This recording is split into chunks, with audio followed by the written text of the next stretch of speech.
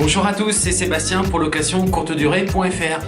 Une nouvelle vidéo aujourd'hui où on va parler de comment se lancer dans la location saisonnière. Alors dans cette vidéo, on va parler de location saisonnière et on va répondre à la question comment on peut se lancer dans la location saisonnière, la location courte durée, et puis également à quel moment on peut se lancer dans ce type d'activité. Est-ce que comme ça, en claquant des doigts, est-ce qu'on se lance, c'est ok, on trouve un logement, hop, on se lance, c'est parti, on fait la location saisonnière. Eh ben, on va répondre à tout ça tout de suite dans cette vidéo. Allez, c'est parti. Alors, je vous ai préparé donc cette vidéo sur mon petit carnet. Donc, j'ai listé plusieurs points et tout d'abord, moi, ce que je vais vous introduire, c'est d'abord le prérequis, c'est-à-dire avant de vous lancer et d'envisager éventuellement de faire location courte durée, répondez déjà à toutes ces questions, vérifiez que vous êtes déjà capable de répondre à toutes ces questions et ensuite vous pourrez donc envisager de partir sur location courte durée. Parce que la location saisonnière, location courte durée, c'est même si moi je peux vous expliquer à travers d'autres vidéos que tout ça c'est facile, avec les bons outils, oui tout ça effectivement c'est possible, mais ça nécessite quand même une expérience, ça nécessite avoir bien compris les règles et le fonctionnement de ce type d'activité. C'est aussi pour ça que des vidéos sont disponibles sur internet, donc des vidéos que je peux vous faire, également des formations que je propose, également des accompagnements. Moi j'accompagne des propriétaires donc qui en fait n'y connaissent absolument rien, qui me confient leurs biens et je les aide donc à développer des revenus par rapport à ça. Donc tout ça, bien entendu, effectivement, ça nécessite un peu d'expérience. C'est possible pour le commun des mortels, et j'y suis bien arrivé, je suis pas un surhomme, mais ça nécessite quand même des formations, ça nécessite de l'apprentissage et ça nécessite surtout du temps. Donc encore une fois, il existe des formations, vous trouvez plein de formations sur internet. Les formations, ça vous permet surtout d'aller vite. C'est-à-dire que vous payez et vous avez une formation, quelqu'un qui vous explique tout de A à Z, ça dure plusieurs heures et vous êtes normalement opérationnel. Mais vous avez bien entendu la version classique où là du coup vous apprenez par vous-même. Moi j'ai appris par moi-même, donc ça m'a pris du temps. Mais avec le temps, c'est vrai que j'ai découvert beaucoup de choses, ça m'a permis de me professionnaliser et ça m'a permis surtout aujourd'hui de proposer mes services à des propriétaires qui ne connaissent absolument rien, qui ont juste entendu parler, qui savent que la rentabilité est meilleure. C'est vrai qu'elle est meilleure. Donc généralement, c'est un type d'exploitation sur lequel on veut aller parce qu'on cherche une meilleure rentabilité, mais on ne connaît pas forcément tous les dessous, le fonctionnement, l'organisation qu'il faut prévoir. On a bien compris que ça va nécessiter du temps et de l'organisation, mais on ne sait pas trop comment s'y prendre. Donc généralement, soit on fait appel à des sociétés extérieures, donc comme moi typiquement qui intervient pour des propriétaires, ou on le fait par soi-même.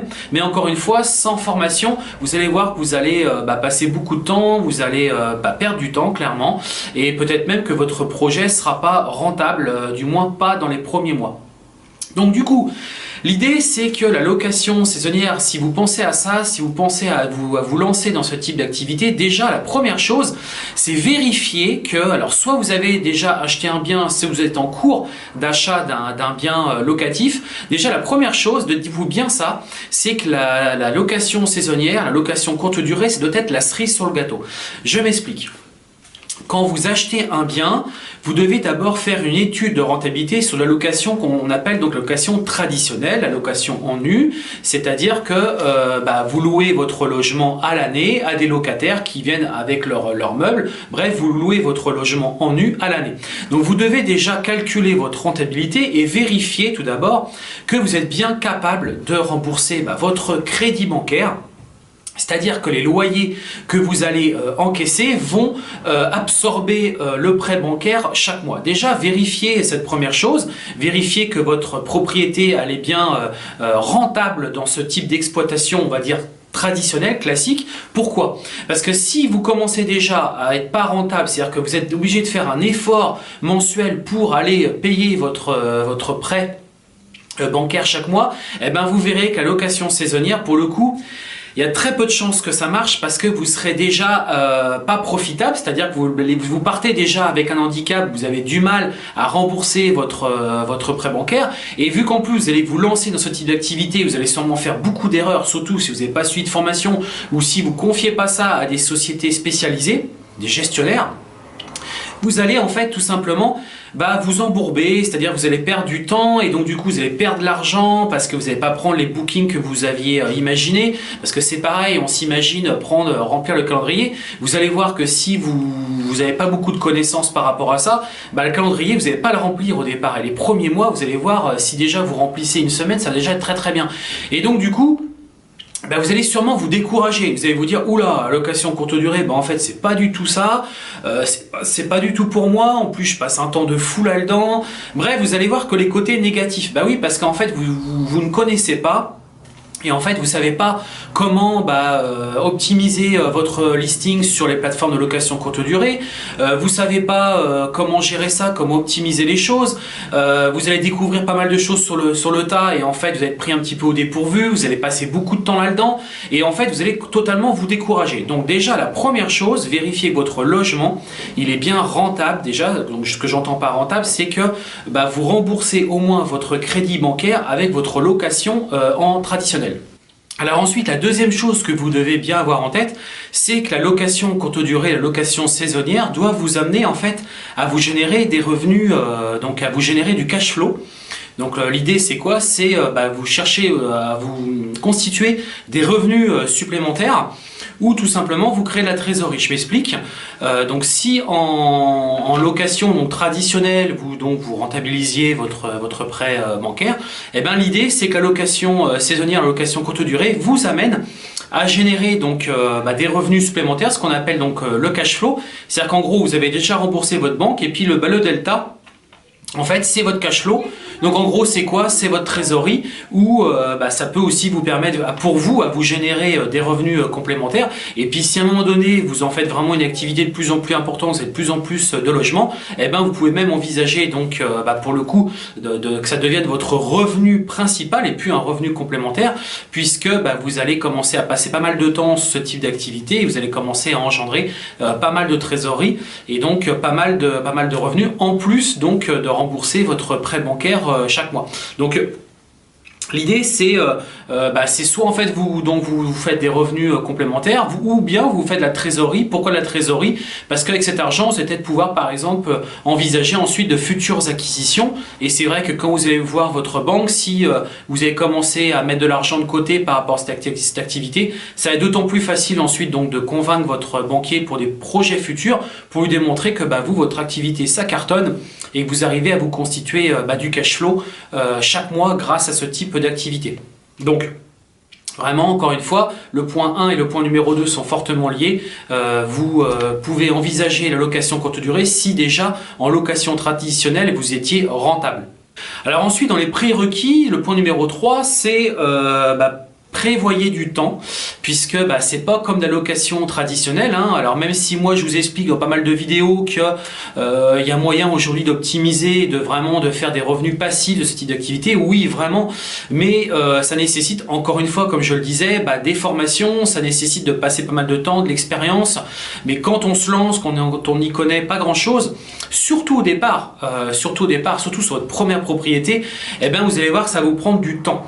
Donc il faut vraiment que vous ayez du temps disponible si vous souhaitez vous lancer dans ce type d'activité. Si vraiment vous êtes déjà super busy et que vous n'avez vraiment pas de temps par rapport à ça, franchement, soit vous abandonnez ce type d'exploitation, vous abandonnez totalement l'idée générale de vous lancer là-dedans, soit vous déléguez, c'est-à-dire vous missionnez une personne qui s'en occupe pour vous, quitte à ce que dans un avenir lointain, si à un moment donné vous avez plus de temps, que vous le fassiez par vous-même.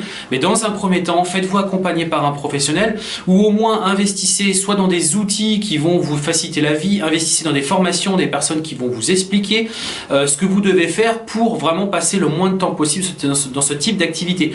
Mais franchement, quand vous allez vous lancer sur une première propriété, vous allez voir, ça va vous prendre pas mal de temps. Donc pensez à ça, prévoyez donc du temps.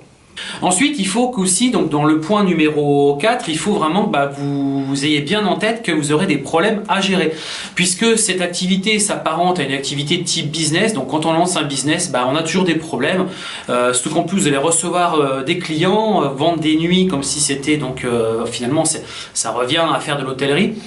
vous aurez forcément des problèmes. C'est-à-dire que soit il y aura des dommages dans votre logement, des choses qui seront cassées, des choses abîmées, des choses qui vont pas fonctionner, des problèmes avec des locataires, des problèmes avec le voisinage. Vous aurez tout type de problèmes qui vont intervenir. Alors, loin de moi l'idée de noircir le tableau et d'essayer de vous décourager, bien au contraire. Comme vous l'avez compris, moi je suis un passionné de location courte durée. Au contraire, j'essaie moi de vous amener petit à petit à vous lancer ce type d'activité. Mais vraiment, encore une fois, ayez en tête que vous aurez parfois quelques soucis. J'ai rencontré, moi, dans mon expérience, des dégâts des eaux. C'est-à-dire en fait, sous l'évier, il y a eu il y a un système d'eau qui était raccordé à la machine à laver. La machine à laver était juste à côté. En gros, il y a un joint qui a sauté, il y a un tuyau qui a sauté, et en fait, il y a eu un dégât des eaux. C'est-à-dire que les personnes étaient absentes toute la soirée. Elles sont rentrées très très tard le soir, à 23 h, et il y a eu un dégât des eaux. Il y avait je sais plus combien de centimètres d'eau, 3 cm d'eau partout dans tout l'appartement.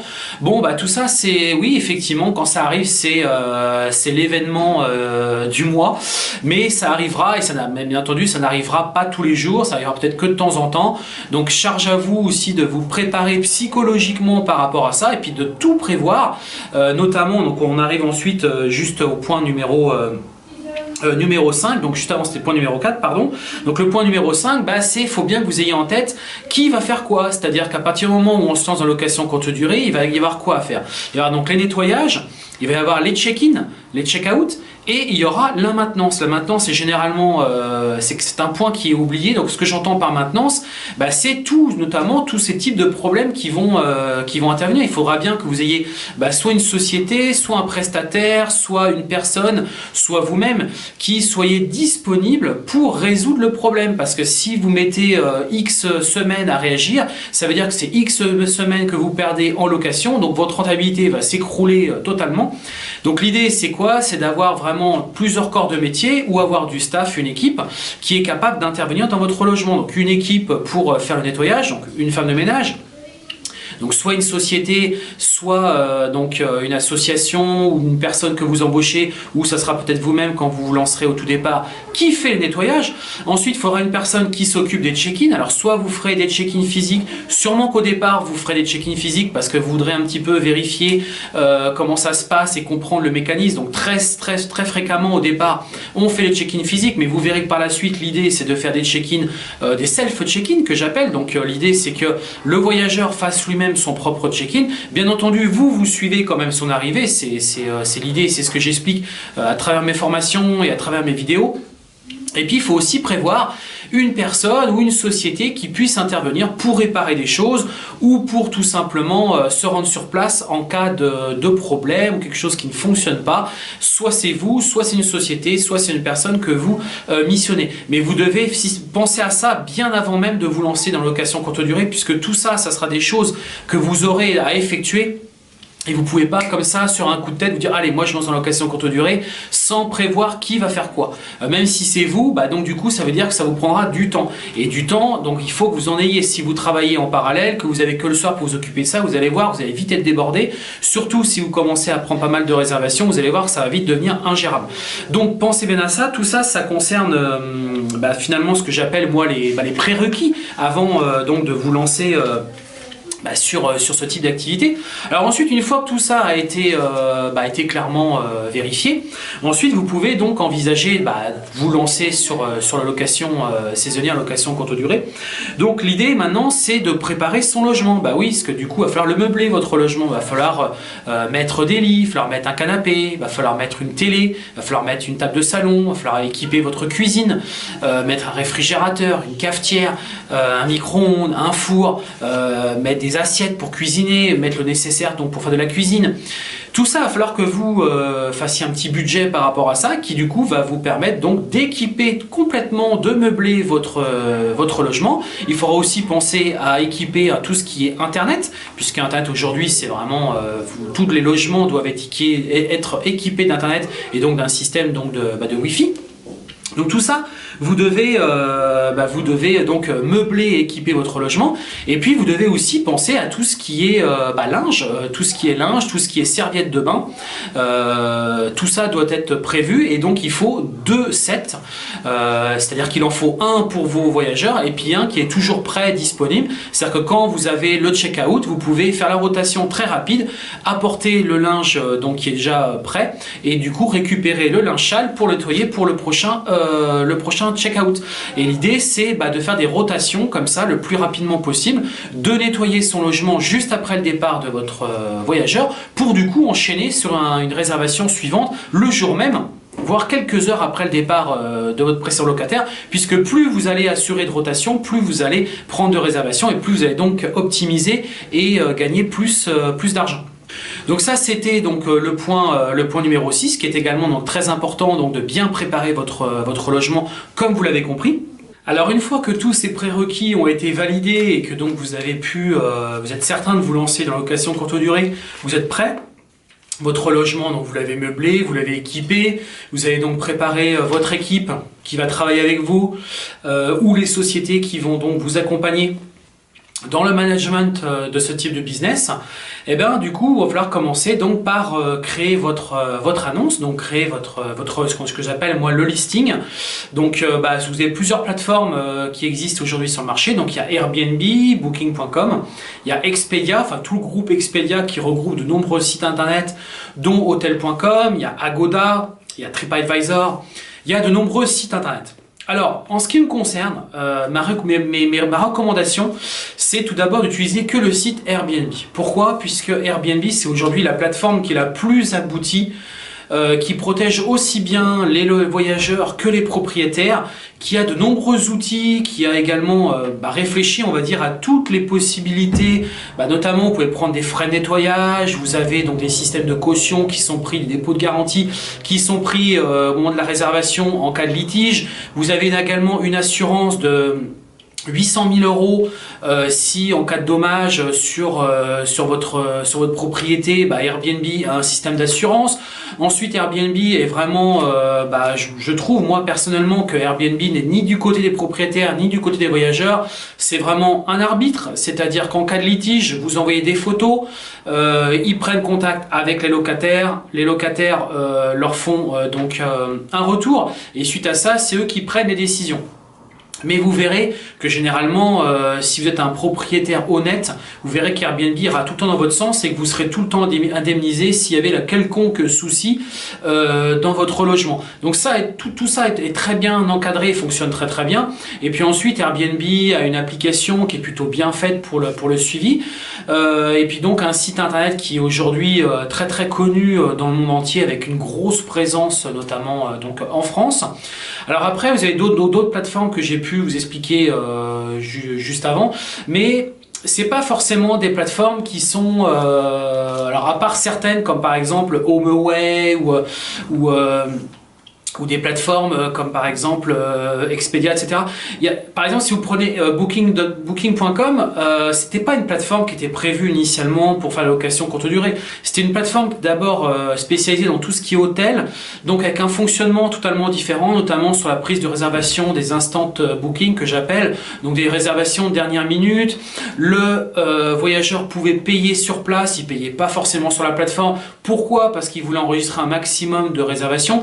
Donc c'est des plateformes qui sont arrivées petit à petit en fait sur le marché de la location courte durée, mais qui pour moi sont encore en phase de mutation, c'est-à-dire que ils ont bien compris qu'il y avait ce type de marché et ils changent leurs outils, ils les améliorent pour que du coup ça puisse correspondre à ce type de marché. Mais personnellement, je trouve que c'est pas encore bien abouti, que c'est pas totalement finalisé. Alors qu'avec Airbnb, c'est vraiment bien ficelé, puisque pour rappel, Airbnb, ça a été vraiment lancé dans ce but-là, puisque à l'époque, c'était donc un Américain qui en fait hébergeait une personne chez lui et qui en fait a eu l'idée de lancer un site où pourquoi les personnes ne recevraient pas d'autres voyageurs en fait qui seraient juste de passage en fait et qui leur loueraient une chambre pour la nuit avec le petit déjeuner. C'était ça en fait l'idée générale. Alors aujourd'hui, ça a beaucoup évolué et aujourd'hui, des plateformes comme Airbnb Airbnb sont vraiment des plateformes qui en fait sont de la même logique que le fonctionnement d'un hôtel, mais vraiment c'est prévu et ça a été conçu pour ça. Donc moi je vous recommande vraiment vivement d'utiliser Airbnb en plateforme numéro 1 et puis de vous limiter à ça si vous n'êtes pas accompagné d'un professionnel. Pourquoi? Parce que plus vous allez multiplier les plateformes, plus vous allez vous embourber, pas forcément vous rappeler du fonctionnement, vous risquez peut-être de prendre 2 réservations sur les mêmes nuits parce que vous n'aurez pas forcément les bons outils qui vont vous accompagner dans le management de cette activité. Donc franchement, faites-vous d'abord la main sur cette plateforme, vous verrez que vous pouvez prendre toutes vos réservations ou presque à 80% sur ce type de plateforme. Si vous faites bien les choses, si vous suivez ou si vous êtes accompagné par un professionnel qui va vous expliquer ou qui va le faire pour vous, vous verrez qu'il n'y aura pas besoin d'avoir 50 000, d'avoir 10 plateformes de location courte durée, une voire 2 effectivement, c'est l'idéal. Donc moi ce que je vous recommande, donc du coup c'est de créer votre annonce donc sur la plateforme Airbnb. Alors comment ça se passe? Vous arrivez sur le site, vous ouvrez un compte, il va vous demander soit de vous connecter avec votre Facebook, soit de vous connecter avec un email et un mot de passe. Je recommande plutôt l'utilisation d'un email et un mot de passe plutôt qu'un Facebook, parce que dans le futur, si à un moment donné vous arrivez à déléguer certaines parties, moi je trouve que c'est mieux d'avoir un email qui est associé à son compte, surtout si plus tard vous envisagez peut-être de créer un deuxième compte, si vous, pour des raisons diverses, on ne va pas forcément en parler ici. Voilà, vous renseignez donc un email, un mot de passe, vous mettez une photo de votre profil et c'est parti. Vous pouvez commencer à créer votre premier listing donc sur la plateforme. Alors on arrive ensuite au point numéro 8. Donc le point numéro 8, ça va être tout de suite de faire appel à un photographe. Donc si votre logement est vraiment bien équipé, vous avez mis un beau sofa, des beaux lits, une belle salle à manger, que vraiment tout est propre et vraiment nickel.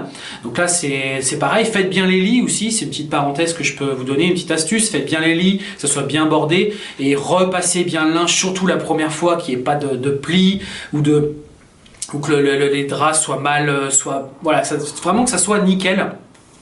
Faites le tour sur la plateforme Airbnb, vous verrez, vous regardez des listings, vous comprendrez tout de suite de quoi je parle, que les lits soient vraiment nickel et si possible du linge blanc, puisque le blanc quand on fait des photos donne un côté vraiment très lumineux au logement et ça donne un côté propre au logement. Et également quand votre voyageur arrivera, quand vous ouvrez une porte, vous arrivez dans une chambre, il y a du linge blanc qui est bien dressé, c'est vrai que ça donne tout de suite un côté qualitatif et on se dit waouh, c'est propre, c'est clean ici.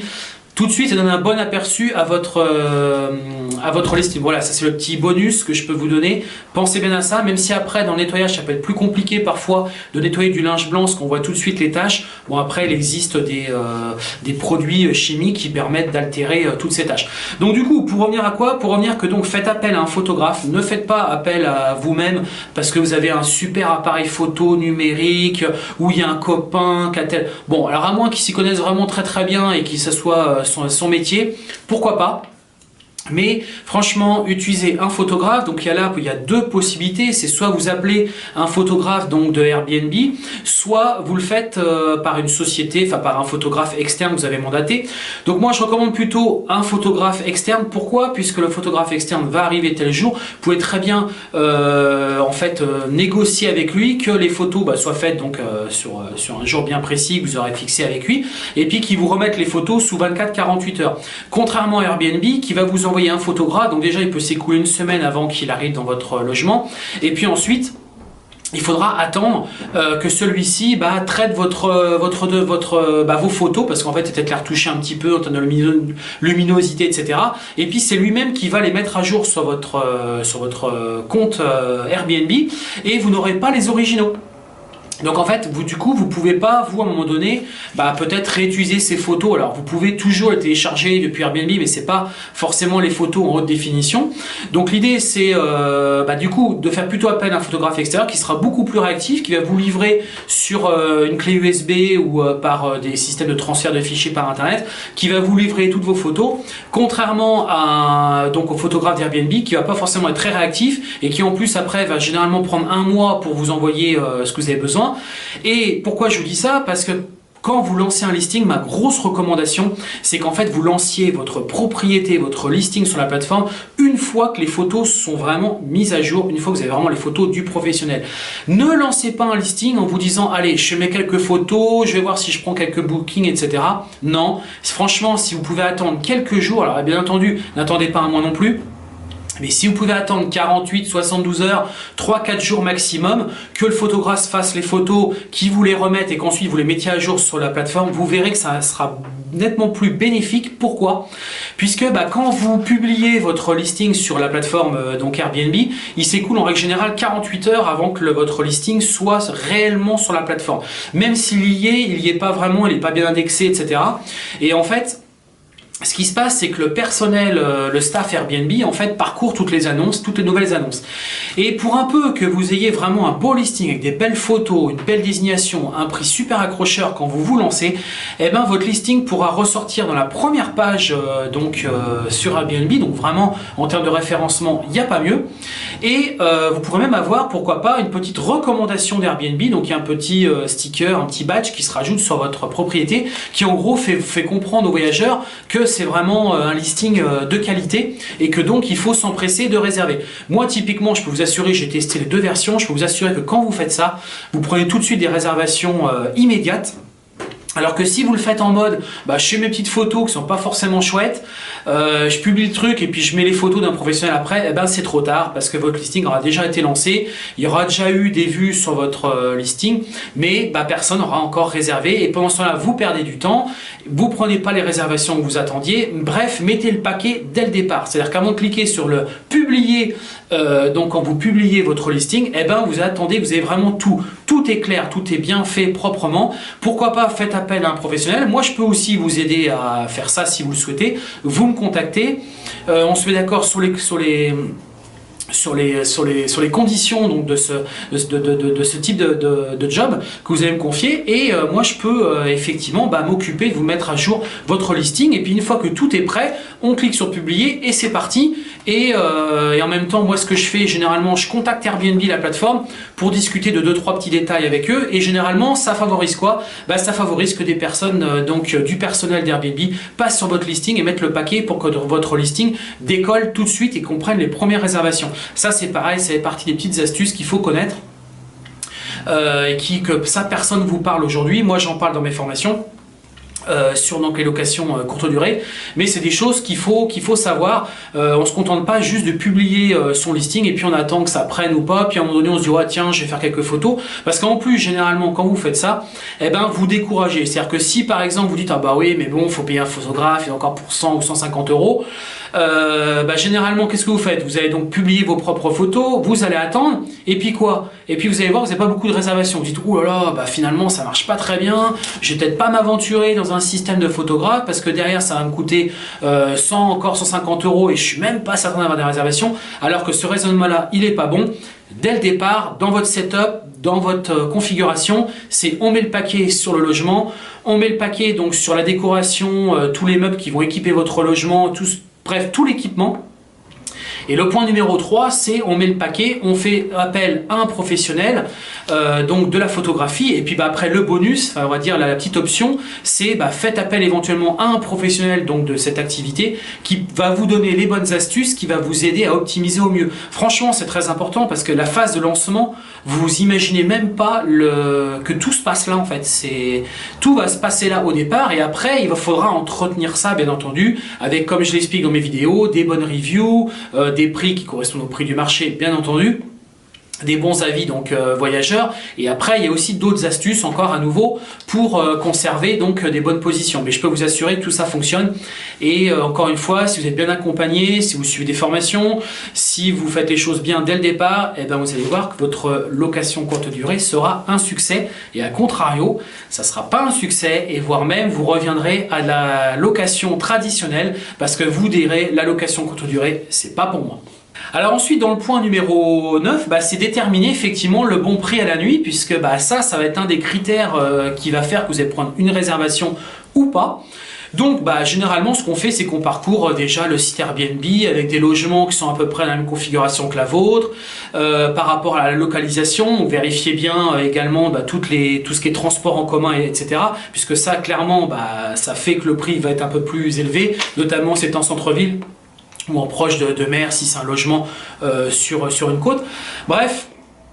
Faites en sorte donc de bien regarder un petit peu le marché actuel, et quand vous lancez, généralement ce qu'on recommande, c'est qu'on se mette un tout petit peu en dessous du prix pour aller chercher tout de suite vos premières réservations. Et ensuite petit à petit vous arrivez au prix du marché que vous avez donc fixé. Donc tout ça, c'est à vous de faire votre petite étude de marché par rapport à ça. Ou sinon il existe donc une autre solution. Donc là c'est pareil, je vais donc vous mettre un lien en fait en bas de la vidéo, vous irez voir. Donc vous arriverez sur mon site internet. Moi je suis donc, comme vous le savez, j'ai un partenariat avec Airbnb, j'ai un partenariat avec une société de collecte d'informations, collecte de données pour tout ce qui est donc réservation en location courte durée sur l'ensemble des pays dans le monde entier. Et en fait l'idée c'est quoi? C'est que je vous remette un guide, enfin pas un guide, une étude de marché au format PDF sur votre ville.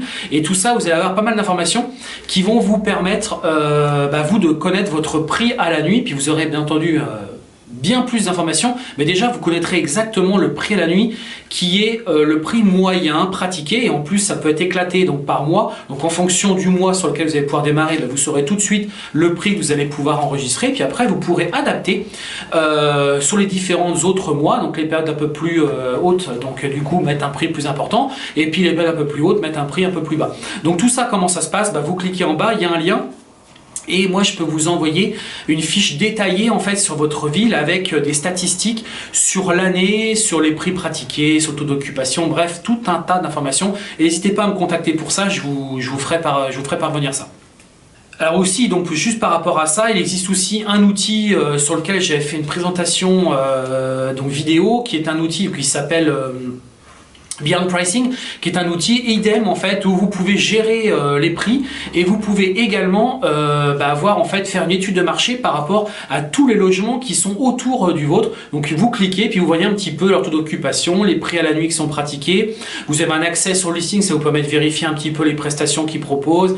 Bref, tout ça c'est important au départ de bien déterminer tout ça pour être certain d'avoir le bon prix et de vous positionner ni trop bas ni trop haut, vous positionner légèrement en dessous du marché pour tout de suite prendre bien entendu vos premières réservations, puisque vous n'aurez pas encore vos premiers avis voyageurs. Et donc un des premiers critères que va regarder une personne qui va finalement constater que vous êtes toujours, c'est un listing qui est nouveau et que donc vous êtes nouveau sur la plateforme, et bien ce qu'il va regarder c'est le prix tout simplement, puis les photos et le descriptif. Ce sera les trois uniques choses. Alors que si vous êtes présent sur la plateforme depuis un petit moment, forcément il va commencer à regarder également les avis voyageurs, les notations, etc., etc.